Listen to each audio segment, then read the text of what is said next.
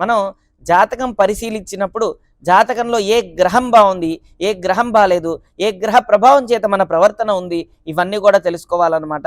జన్మతః వీరికి చూసుకుంటే గనక కొన్ని శాపాలు ఎక్కువగా ఉంటాయి. ఉంటే గనక కర్మ కానీ లేదంటే రుణం కానీ రెండు ఉంటాయన్నమాట.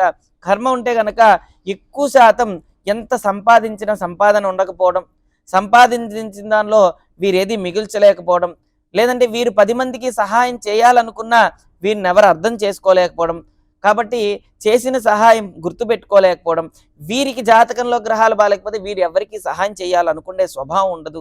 అయితే మన జాతకాన్ని క్షుణ్ణంగా పరిశీలించి జాతక చక్రం అని ఉంటుంది.